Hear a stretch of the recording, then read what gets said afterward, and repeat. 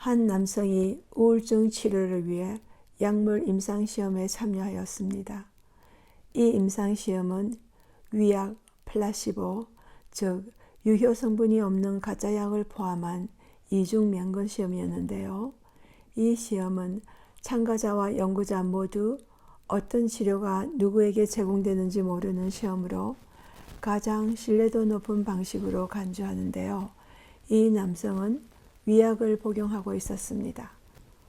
어느 날 그는 감정적으로 큰 충격을 받은 후 자신이 시험용 약을 과다 복용했다고 믿고 병원에 실려오게 되었습니다. 그는 어지러움증, 호흡곤란, 급격한 혈압저하 등 심각한 증상을 보였고 의료진도 위급한 상황으로 판단하였습니다. 그러나 조사 결과 그는 실제 약이 아닌 아무런 약효가 없는 위약만을 복용한 것으로 확인되었습니다. 다시 말해 자신이 위험한 약을 먹었다고 믿은 것만으로 실제로 신체에 이상 반응이 나타난 것입니다. 이 사례는 부정적인 믿음이 실제로 건강에 악영향을 줄 수 있음을 보여주는 노시보 효과의 대표적인 예이며 또한 믿은 것만으로도 몸에 긍정적인 반응이 나타난 매우 강력한 플라시보 효과를 보여주는 사례들도 이 책에서 듣게 될 것입니다. 건강교육학 박사 박정환 저자의 가장 놀라운 치유 시리즈이곤 넘어보고 기뻐하라 제2장 건강과 바라보기에서 제1주제 노시보와 플라시보에 관한 내용입니다. 철도국에서 일하던 닉 시즈먼이라는 아내와 두 아이를 가진 건장한 남자가 우연한 실수로 냉동열차에 갇혔다. 그는 문을 두드리고 고함쳤지만 모두 퇴근한 이후라 아무 소용이 없었다. 얼어 죽어갈 자신의 운명을 감지한 그는 칼로 바닥에 글을 새기기 시작했다. 그의 글은 자신의 손가락이 얼기 시작하여 더 이상 쓸 수 없어 이 글이 마지막이 될 것이라는 말로 맞춰져 있었다. 다음 날 그의 시체와 그가 남긴 글이 발견되었고 검시 결과는 그가 동사한 것으로 판정났다. 그런데 놀라운 사실은 그 냉동 열차가 고장으로 인해 작동하지 않았고 섭씨 13도 이하로 결코 떨어지지 않았다는 것이다. 이 불행한 남자는 동사하며 죽어가는 자신의 모습을 상상했고 상상한 그대로 사망한 것이다. 지난 40년간 놀랍게 발전해온 정신신경 면역학은 마음과 몸이 하나로 연결되어 있다는 것을 보여준다. 몸과 마음은 뇌신경계, 뇌분비계, 면역계 사이의 상호작용을 통하여 교신하는 것을 보여준다. 몸과 마음은 서로 메시지를 주고받으며 이런 메시지는 건강을 가져오거나 병을 가져오는 생화학적이며 생리적인 변화에 영향을 미친다. 닉 시즈먼의 사례와 같이 사람이 앞날에 대하여 가지는 심상, 마음의 이미지는 사람에게 막강한 영향력을 미친다. 왜냐하면 심상은 심신의학의 근본 바탕이 되기 때문이다. 앞날에 대한 긍정적 심상을 가지고 기대하는 것은 종종 플라시보 효과로 나타나는데 의학자들은 모든 약 및 수술 치료의 30%에서 60%가 플라시보 현상이라는 것을 밝혀내었다. 그것은 환자가 약 혹은 수술을 통하여 자신이 나을 것을 믿고 바라보기 때문에 치유 효과가 일어나는 것이다. 그것은 사람의 내부에 놀라운 치유의 능력이 내재해 있는 것을 보여준다. 심상치료는 의료 전문가들에 의해서 천식, 출산통, 관절염, 당뇨병, 암, 두통 등 각종 질환 치료를 위해 많이 사용되고 있으며 현저한 효과를 보여준다. 플라시보 효과는 마음속에 믿음과 희망과 같은 긍정적 감정이 몸의 형편을 뛰어넘어 얼마나 신속하고 강력하게 몸에 작용할 수 있는지 보여준다. 1970년대에 한 남자에게 말기 간암 진단을 하고는 단지 수개월만 살 수 있다고 말해주었다. 그 환자는 비록 그 예고한 시점에 죽었지만 부검 결과는 의사들이 실수하였다는 것을 보여주었다. 그곳에는 전이되지 않은 작은 종양만 있었다. 의사들의 진단이 사망의 저주가 된 것으로 보였다. 이러한 반응을 의학계에서는 노시보, 라틴어로 나는 해를 입을 것이다 라고 부른다. 노시보는 나빠질 거라는 믿음과 기대감 때문에 몸이 나빠지게 된다. 비록 그것이 순전히 심리적인 요인으로 생긴 것이지만 신체적인 반응을 동반할 수가 있다. 이와 반대로 플라시보, 라틴어로 나는 즐거워질 것이다 는 좋아질 것이라는 믿음과 기대감 때문에 긍정적 효과를 발휘한다. 밤중에 불면증 환자들에게 소화제를 수면제로 위장하여 주면 이내 편안하게 잠드는 사례, 열이 나는 환자에게 증류수를 해열제로 위장하여 주사하면 열이 내리는 것과 같은 것이다.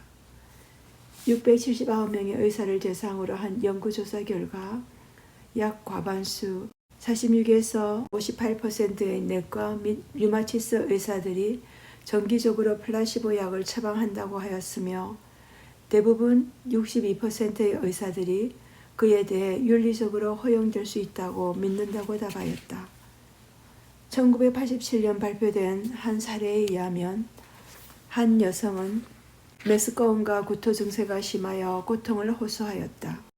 의사들은 도울 수 있는 방법이 없자 그녀에게 새로운 지극히 강력한 경이적인 약이라고 하며 한 가지 약을 주면서 메스꺼움이 의심할 바 없이 낫게 할 것이라 하였다. 그녀가 약을 먹은 후 20분이 되지 않아 메스꺼움은 사라졌고 객관적인 위장 테스트 결과는 정상을 보여주었다.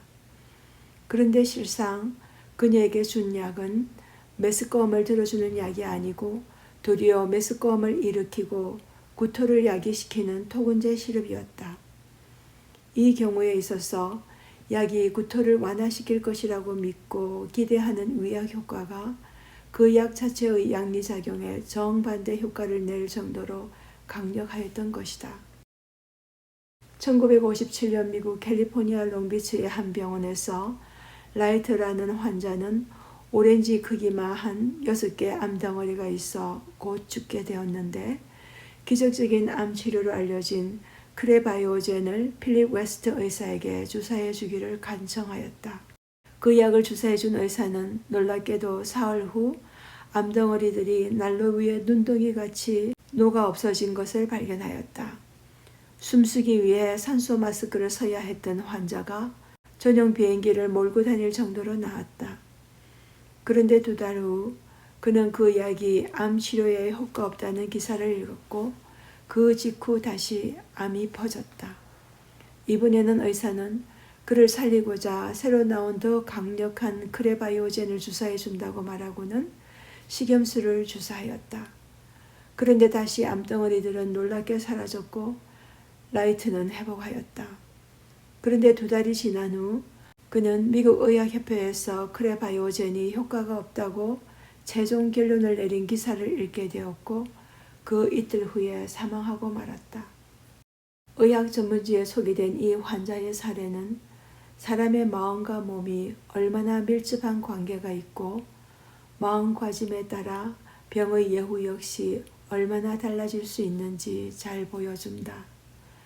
정신신경 면역학의 발전을 통하여 우리는 생각이 감정과 호르몬 변화를 가져오고 그것은 또한 우리의 면역을 약화시키거나 강화시키므로 건강과 장수에 직접적인 영향을 주게 된다는 것을 알게 되었다. 두려운 전망을 가지고 앞날을 내다보면 부정적인 감정의 영향으로 인하여 면역력이 떨어져서 건강이 악화된다. 그와 반대로 희망찬 전망을 가지고 앞날을 바라보면 긍정적 감정의 영향으로 인하여 면역력이 증가하고 건강이 증진되고 생존율이 높아지게 된다. 이 정신신경 면역학은 1970년대 의학계를 발칵 뒤집어 놓은 한 연구로부터 시작하였다. 로체스 대학의 심리학자 아더 박사는 쥐를 대상으로 구역질 유발약물인 사이클로포스파마이드를 설탕물에 녹여 계속 투여함으로써 조건 반사를 유도하는 실험을 하고 있었다. 그런데 나중에는 설탕물만 주어도 쥐들은 구역질을 하였고 더 나아가 이상한 일이 벌어졌는데 놀랍게도 설탕물에 의하여 쥐들이 모두 죽어버린 것이다. 쥐들이 설탕물을 마시는 것만으로도 약물의 부작용으로 알려진 면역계의 파괴작용이 일어난 것이다. 아더는 이러한 현상을 사람에서도 관찰할 수 있었다. 아더는 이 이상한 현상, 즉 설탕물이 면역계를 파괴할 수 있다는 연구 결과를 정리하여 1981년 정신신경면역학이라는 이름으로 한 권의 책을 발표하였는데 이것이 정신신경면역학의 시초가 되었다. 다시 말하면 정신신경면역학이란 생각, 믿음, 감정이 신경을 통해 면역에 영향을 끼친다는 내용과 관련된 학문이다. 2002년에는 브루스 모슬리 정형외과 전문의가 주도한 의료팀이 관절경 무릎 수술 비교 실험을 한 결과를 발표하였다. 180명의 관절염 환자들을 무작위로 나뉘어서 한 집단은 무릎 수술을 받게 하였고 또 다른 집단은 정교하게 고안된 가짜 수술을 받게 하였다. 가짜 수술을 받은 집단은 진짜 수술과 동일하게 무릎 부위를 절개하고 타인의 수술 장면을 자신의 수술처럼 비디오로 보여주었다. 세척 과정에서 나는 소리를 내고 물을 튀기기까지 했다. 그리고 무릎을 봉합하여 수술 자국이 남게 하였다.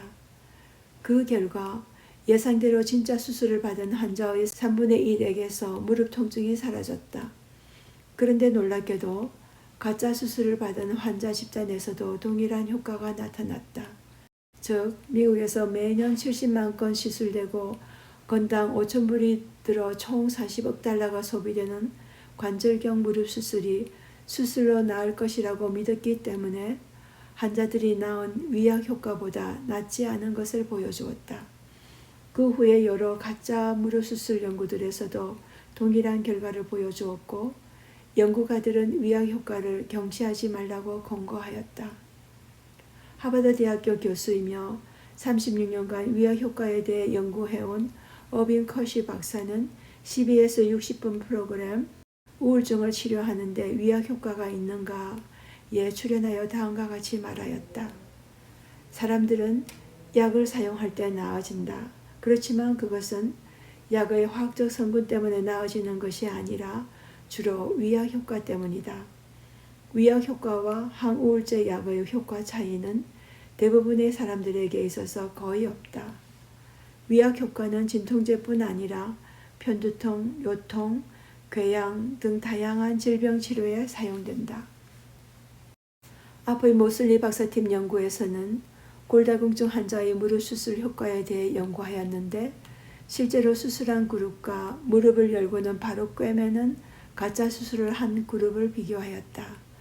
그런데 수술 후 2주 후와 1년 후에 가짜 수술을 한 환자들이 진짜 수술을 한 환자들보다 더 잘 걷고 더 잘 올랐으며 2년 후에는 진짜 수술과 가짜 수술의 차이가 없었다. 이러한 위약 효과는 환자가 자신이 나을 것이라 믿고 낫는 모습을 바라보고 기대한 결과로 생긴 것이며 믿음, 희망, 기대의 힘이 강력하고 신속한 치유력을 발휘한다는 것을 알 수 있다. 이와 관련하여 하버드 의대 제롬 그룹맨 박사는 희망의 진정한 생리학이 있다. 희망의 핵심 요소인 믿음과 기대는 뇌의 엔돌핀과 엔케팔린을 분비시켜서 통증을 차단시킴으로써 모르핀의 효과를 모방케 한다고 한다. 미국 성인 3만 명을 대상으로 8년간 시행된 한 연구에 의하면 전년도에 스트레스를 많이 경험한 사람들 중 스트레스가 건강에 큰 영향을 미친다고 대답한 사람들이 스트레스가 건강에 적은 영향을 미친다고 대답한 사람들보다 사망 위험이 43% 더 높았다. 이 연구는 특히 스트레스 자체가 아닌 스트레스가 건강에 해롭다는 믿음이 그러한 차이를 만들어낸 것에 주목하고 그러한 믿음으로 인해 8년 동안 약 18만 명의 미국인이 사망하게 되었고 그것은 미국인 사망 원인 15번째에 해당한다고 볼 수 있다고 추정하였다. 이와 같이 동일하게 스트레스 사건을 겪는다 할지라도 그 사건을 보는 시야에 따라 반응이 변하고 건강도 달라질 수 있다. 이것은 우리의 믿음과 보는 시야에 따라 건강 상태가 크게 달라질 수 있다는 사실을 보여준다. 나는 아내의 변모를 보면서도 그것을 느끼게 된다. 여러 해 전까지 아내는 어느 곳이 아프다 느끼면 그에 대해 이야기하고 좋지 않은 방향으로 상상하고 걱정하곤 하였다. 그렇게 아픈 곳을 민감하게 느끼고 생각할 때는 종종 아픈 곳들이 있었다. 그런데 언제부턴가 그렇게 아픈 것에 민감하여 주의 집중하고 언급하는 것이 자신의 건강에 도움이 되지 않고 해로운 것을 깨닫게 되었다. 그 후에는 아픈 것에 대해 민감하게 반응하여 부정적인 상상을 하며 말하지 아니하고 오히려 잘 나을 것이라 말하며 문제 없을 거라고 여길 때부터 더 건강하고 튼튼해진 것을 보았다. 이제 사람들이 건강을 물어보면 저는 무쇠예요 라고 답하는데 정말 자신의 생각과 반응대로 이전보다 건강하고 튼튼해진 것을 보게 된다. 그리고 흔히 병에 걸릴까 위생 등 여러모로 신경 쓰는 사람들이 오히려 병약한 것을 흔히 볼 수 있다. 이와 같이 우리가 어떤 시야로 살아가는가 하는 것은 우리의 행복, 건강, 수명, 업무 성취, 인간관계, 시련을 극복하는 데 있어서 절대적인 영향을 미친다.